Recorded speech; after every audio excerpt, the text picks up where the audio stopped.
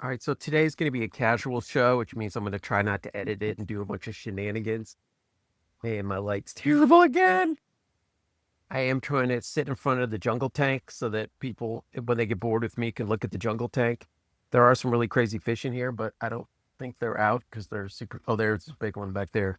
You probably can't see him. You'll see him come out because he's looking for food. So today we're going to be discussing determinism versus free will. And I do want to probably be unsystematic and segue into a couple other things, like why my lighting is so bad. I need to turn off these overhead lights, but Bandit is in my way and I can't get to him. And I'm gonna trip over a bunch of cords, so I'm just gonna have to do it like this and be yellow. So the argument is really between the concept of determinism and the concept of free will. So determinism generally means things are all decided for you ahead of time. So it doesn't really tell you who decided it. And I'm going to obviously go into that. But it means that you don't have actual meaningful decisions. Whereas having free will means you have meaningful decisions, which means if you're going to go left or right, that left or right is really determined by you in the present time. Whereas determinism means, obviously, even if you think you're going left and have made a decision, it was predetermined. Thus the word determinism. So I hope you can understand what the question is. The question is, do we have free will? The question is, do our decisions matter? And I don't really know how better to put it. And I will say that in the past, I've wondered whether this, again, like so many, if this is even really a question. And I know I talk about a lot about empty concepts, and it is possible that free will and determinism are empty concepts. But I will also say, in defense of this particular clarification and this particular discussion, these two seem to have more substance than the other ones. Like when I think about a concept of free will, it does seem to be dissolvable or resolvable or articulatable. Like I do feel like I can use the term and the concept free will in a way that means something. Whereas when I say some of these other terms that I make fun of, like happiness, the L word, how we really feel about each other, what the L word? A lot of that stuff has no substance. There's no way to get substance. Shut up. And that's not true for everything, of course. And that's not true for every incarnation of a thing. Like you could maybe break happiness down and make it have substance. Right now, it just doesn't in the language game. But today we're talking about your agency, whether your agency shows that you're truly an agent, whether you have meaningful capabilities as an agent to decide left or right, rather than having someone make it for you. So let's talk about the current theories. So the current theory is that my lighting sucks. Because it does. And it's making me look horrible. So the current debate is between scientists who almost to a one believe in determinism versus nobody, versus a kind of unarticulated common sense belief that we have free will. Kant suggested that we all kind of know that we have free will. He didn't realize this was a common sense argument that he was making because he can't prove it using his own analytic philosophy that he invented. He tries to, and he places the nature and meaning of free will in the noumenal, a place that we can't see, which may be true. But the point is, today we are dominated intellectually by scientists who believe in determinism. And I'll just tell you to look to Sam Harris, who is a perfect example of a not real scientist. He does have a PhD in neuroscience, but he doesn't seem to do any real science. Not that that's a problem. He wants to be a philosopher. He wants to be a public figure. He has some really good stuff to say, but he definitely has arguments for determinism. And so this determinism is not religious. It's not fate. It's not spiritual. Most scientific determinism that you see today is an incarnation of almost a computer theory, a computer model. It basically states that, I mean, it works on the assumption that everything is nature and everything is the material in nature that we understand. Because if that's true, and nature's indifferent and inanimate and random, if nature is all these things the scientists assume that it is, then it's quantifiable, it's computerizable. Like you could take all of the nature elements of your existence, your body, your physicality, your material, even how your brain works, and you could plug that into a computer if that computer was strong enough, which it isn't right now. But I guess with quantum technology in the future, which I don't understand or believe means anything, the theory that computers are going to be exponentially stronger in the next 5 years, which I don't believe. If that was true, maybe we could have a computer in the near future. We could plug in all of these physical science elements of your existence into that computer, and that computer would spit out everything that you're going to do, which means that computer knew what you were going to do before you were going to do it. Because if this computer can predict everything that you're going to do, I guess it wouldn't matter if it predicts the stuff you've already done, because you've already done it. But if a computer can generate this decision-making schema of you, past, present, and future, based just on physical elements and things we understand in the scientific realm, then when you make a left or a right from a year or now that was predetermined by your upbringing, by your neurochemistry, by your diet, by your environment, by all these physical things that could be plugged into that computer. So that's a determinist theory, and it's non-spiritual, probably better that it's non-spiritual. But I will say, A, it's the dominant theory. B, it's the most pervasive and impactful in our culture. C, dumb as shit. Why do I say that? Because it is. That's common sense. Because it is. I'm going to try to explain to you why I think it's dumb. So it's not that complicated. Free will suggests that we have something probably that we don't fully understand. Otherwise, we'd be talking about it in a more articulate way that enables us to have meaning when we choose left rather than right. Without going into Kant or anybody else for that matter, I do want to try to create, because I don't think they're that great, and I think that's what's lost people to philosophy. That's the point of this channel. So I'm going to try to create some critical common sense rebuttal for the Sam Harris type scientific, non-spiritual determinism. Sam Harris, it just cracks me up. This thing about what movie pops into your head. If someone asks you what your favorite movie is, a movie will pop into your head and you won't go through a choosing process. It just appears. Come on, man. I don't get how that is equatable to all of the decision making you make in your life. Like, yeah, when you're put on the spot and you have to come up with something and you didn't prepare for the question, your mind is going to seem like an idea pops into it. And I don't know what that has to do with our experience of existing, our full range of experiences. You can read him. I encourage you to do it. It's a great perspective. I like Sam Harris. I don't think he's a real scientist, but I do want to back, and that's not a diss. I just don't think he chooses to do it. Just like I'm not a real English professor. I teach philosophy and my degrees are all in English. I'm doing the wrong thing. I'm a failure. So Sam Harris is a failure in the failure club with me. He's just less of a failure.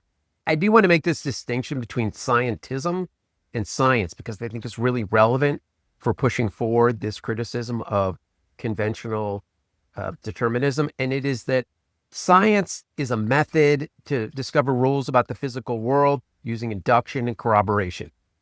Repetition, induction, and corroboration. Science is pretty easy to understand.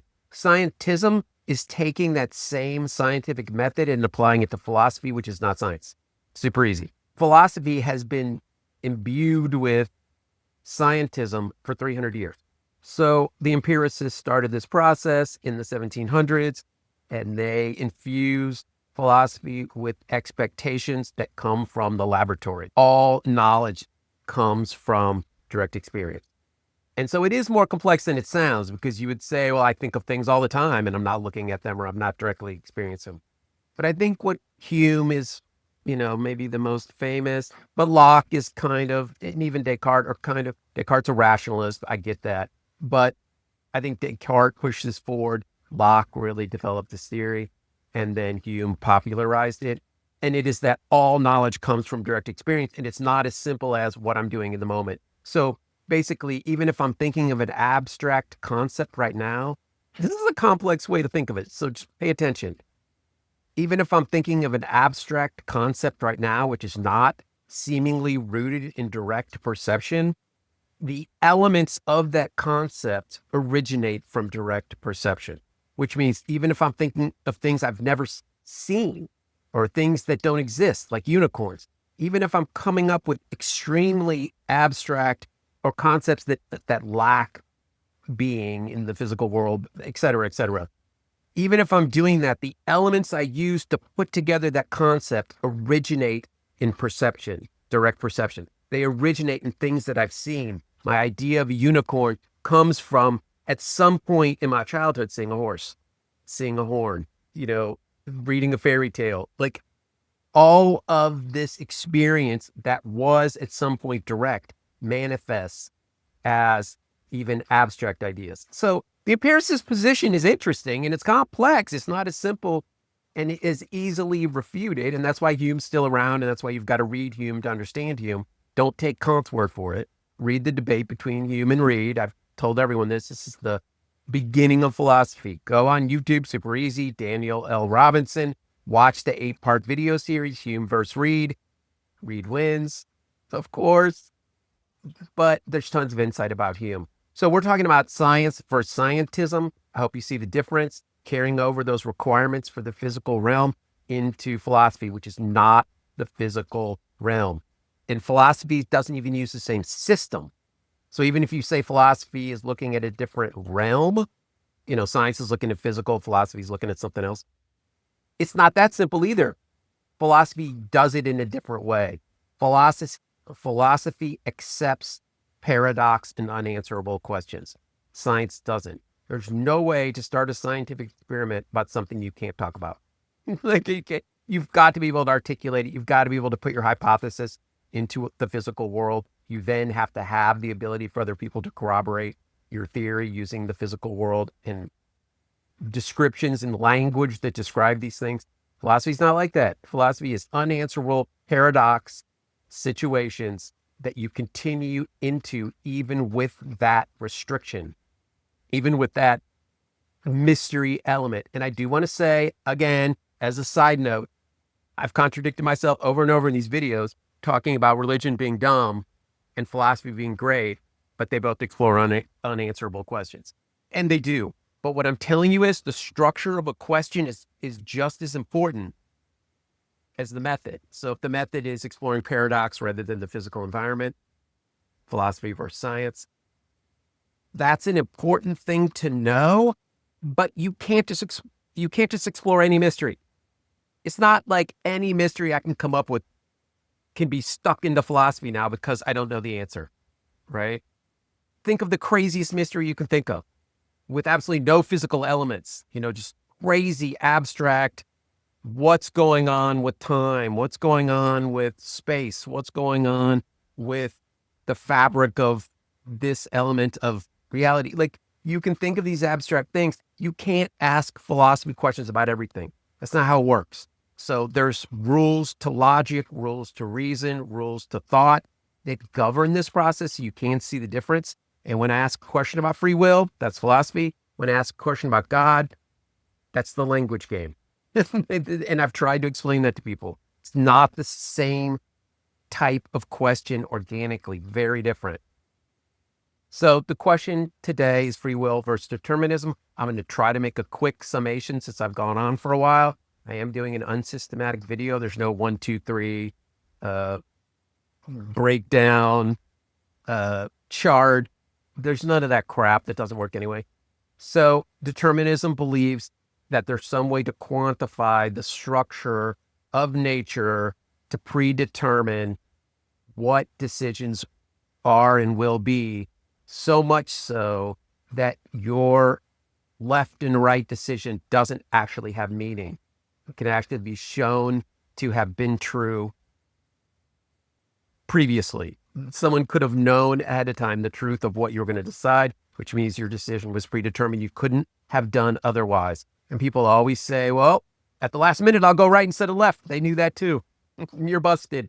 That's determinism. What I'm telling you is determinism makes the scientism mistake. Again, so not science, scientism. Determinism is doing philosophy in science. It's trying to answer a philosophy question with the scientific method, which is not possible, which is what Locke and Hume were doing. It doesn't work. And people, when they approach it with common sense, like Thomas Reid did, find it fairly easy to start creating other arguments against what you're saying. For example, my argument here is because it's scientism, it explores the scientific elements of your existence and not the other stuff. I don't know what that other stuff is. Reid doesn't know what it is. Reid knew everything. And Reid tells you, this is the stuff that just is. This is the stuff that is not explainable. We don't have the systems and the conceptualization strategies to find out what these things are. People call them spiritual, and as they get more philosophical, they love the word spiritual. I don't like that word. It is the unknown. And for example, again, consciousness is not scientific. So especially somebody like Sam Harris wants to tell you how neurons and neurochemistry predetermine your choices. They want to tell you that consciousness, if we spend enough time with it, can be uncovered and resolved and made apparent through science. And they're doing science, and it has not, they don't match. Consciousness does not have the conceptual potentiality. We don't look at consciousness and see the things that we can use science for. It's not possible. So when you say your world is predetermined, you're talking about the scientific elements of your experience in your world and your being, and not the rest of it. And the rest of it is much more relevant to whether you have free will, right? As a side note, again, it sounds like I'm arguing religious stuff, just like with the paradox of philosophy. Well, then philosophy is all about God. No, it's not. It's not a paradox that is allowed. It's not clear enough. It's not substantive enough. So it does sound like when I say we have free will in another realm, I'm not saying like Kant that it's inaccessible. I don't know that it is inaccessible. And I don't even mean that it's not scientific and physical. What I mean is we have so little knowledge about it right now that it's not science. And that's all philosophy was science without knowledge.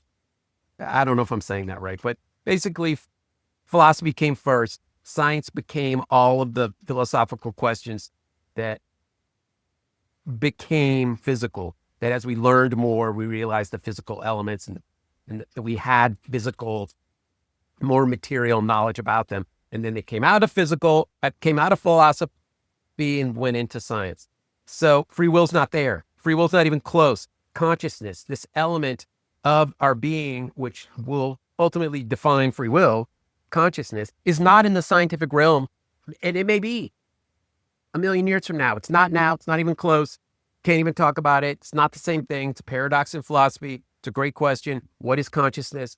Shut up about neurons and neurochemistry. Like, I don't even know what that means.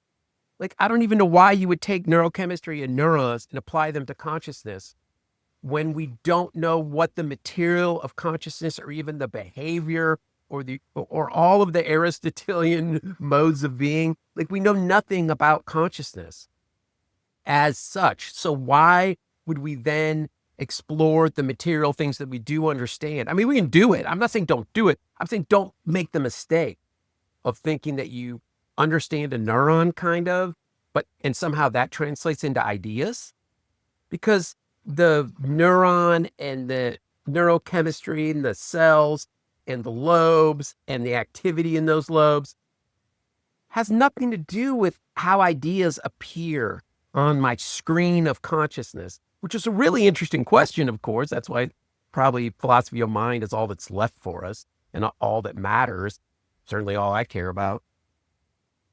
But my point is, we have to distinguish between the consciousness of philosophy and the consciousness of science.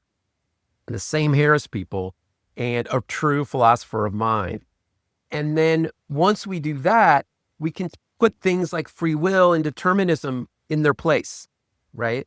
Determinism is the activity of our being in terms of the scientific elements, but it's not and has no relation to the activity of consciousness and the unknown elements of our being, which is probably 99% of them, which in this particular instance relates to free will. So I hope you can see what I'm doing here, why I'm drawing this distinction, and why I think it matters. So again, I'm not really giving you an answer. I never do. Sorry. But I want you to think about it this way. Feel free to comment, like, subscribe, and do all that horse shit.